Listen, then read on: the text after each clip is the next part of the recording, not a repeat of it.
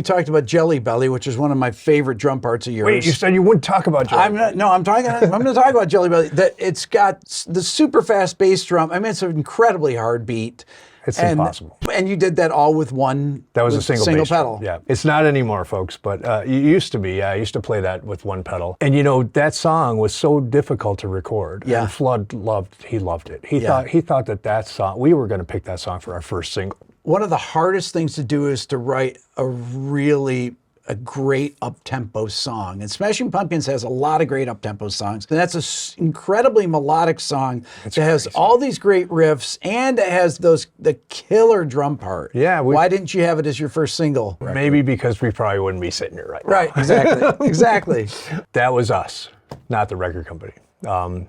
We in our defense, we had an ally at the record company at that time that we really, really trusted, Phil Corderero, and who's no longer with us, but was really kind of our ace in the hole for a long time, because Phil's musical understanding was really just beyond anybody, apart from like an Elliot Roberts or like that level of a musical savant. In fact, Phil had received the songs, the Mellon Collie rough mixes with no vocals in them, and still was able to pick the first 5 singles without hearing any vocals.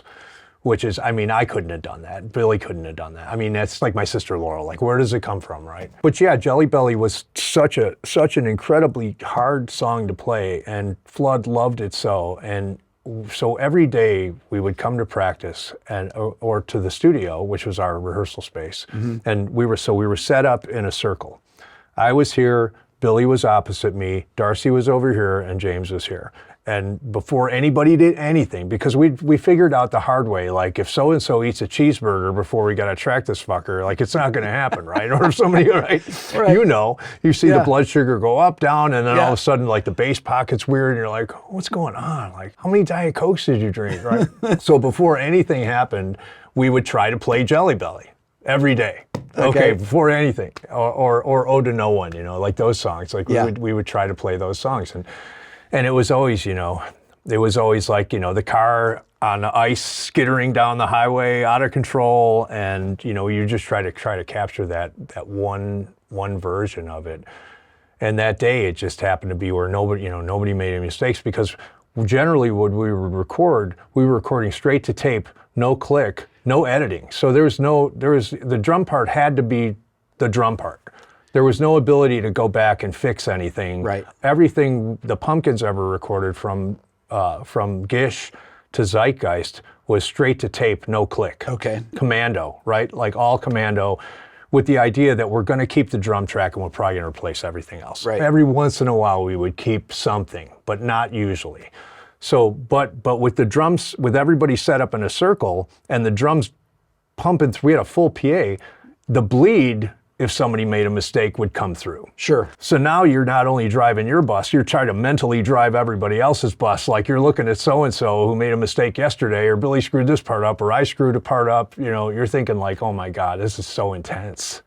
But you hear now when I listen to that song, which, you know, I didn't listen to it a lot back then because it was so painful. But you listen to it now and you hear the freneticism is... It's amazing. What That's Flood what understood that I didn't understand. Youth, you know, that energy. Insanity. Yeah. I'd like to take a second to talk to you about this channel. This is actually Rick Beato 2. I've had it since the beginning of my main channel, and many of you are not subscribed. As a matter of fact, 87% of the people that watch this channel regularly are not subscribed. So I encourage you to hit the subscribe button on this channel and on my main channel. This will help me get even more of my dream guests and help continue to grow both channels. Thank you.